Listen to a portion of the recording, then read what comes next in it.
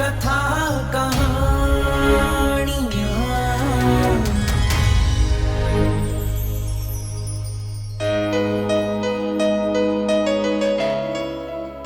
श्री गुरु नानक देव जी ने जब पंजाबी, हिंदी व संस्कृत की शिक्षा ग्रहण कर ली, तब उन्हें मौलवी जी के पास फारसी की पढ़ाई के लिए भेजा गया। उन दिनों मुगलिया सल्तनत होने के कारण प्रशासनिक भाषा मुख्य तौर पर फारसी थी, इसलिए फारसी पढ़े लिखे को ही सही मायनों में शिक्षित माना जाता था। गुरुजी की खुद भी फारसी सीखने में बड़ी उत्सुकता थी, इसलिए गुरुजी बड़ी जल्दी ही फारसी भाषा सीख गए। कुछ ही समय में गुरुजी फारसी पढ़ने लिखने में पूरी तरह से निपुण हो गए। मौलवी साहिब भी गुरुजी की प्रतिभा देखकर बड़े प्रभावित हुए, क्योंकि गुरुजी बाकी तमाम बच्चों से भी बेहतर फारसी बोल लेते थे, जिनकी मातृभाषा ही फारसी थी। समय के साथ साथ जब गुरुजी फारसी में पूरी तरह माहिर हो गए, तब गुरुजी ने मौलवी जी से बड़े ही गूफ सवाल पूछने आरंभ कर दिए, जिनका कोई जवाब मौलवी जी के पास भी नहीं था। गुरुजी कई बार मौलवी जी से पूछते थे कि जब अल्लाह एक है, तो फिर उसकी बनाई दुनिया में अलग अलग धर्म क्यों हैं?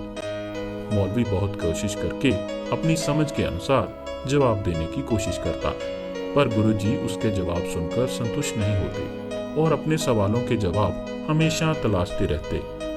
गुरुजी अक्सर ही मौलवी से पूछते थे कि इस सृष्टि को चलाने वाला परमात्मा एक है और हम सब उसकी संतान हैं, तो हम सब एक दूसरे पर अत्याचार क्यों करते हैं? अल्लाह और भगवान अगर एक हैं, तो हिंदू और मुसलमान अलग अलग क्यों हैं? जब वह परवरदिगार इस सृष्टि के कण कण में विद्यमान है, तो हम क्यों उसे मंदिर और मस्जिदों तक सीमित रखते हैं? गुरुजी ने मौलवी से पूछा कि आप हम सबको फारसी पढ़ाते हैं, पर इस शिक्षा का क्या फायदा जो हमें संसार में सिर्फ धर्म की कठपुतलियां बनाकर रख देती है? हम खुदा को तो भुला ही देते हैं और खुदा के नाम पर लड़ते हैं। सच्ची शिक्षा तो वो है जो हमें अपने अल्लाह, अपने प्रभु और अपने परवरदिगार से जोड़े।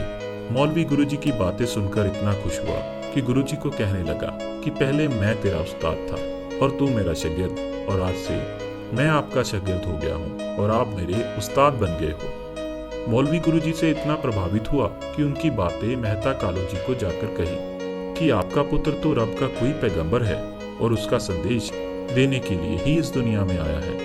वह इस दुनिया से जुल्म को खत्म करके सत्य का धर्म चलाने आया है। मौलवी जी की बातें सुनकर मेहता कालू जी ज्यादा खुश ना हुए, पर यही बातें सुनकर हाकिम राय बिलार बहुत ही खुश हुए और वे मन ही मन सोचने लगे कि इस अलाही नूर के बारे में उन्हें ही सबसे पहले पता लगा था। मौलवी जी की बातें सुनकर राय बिलार जी का गुरुजी पर विश्वास और गहरा हो गया।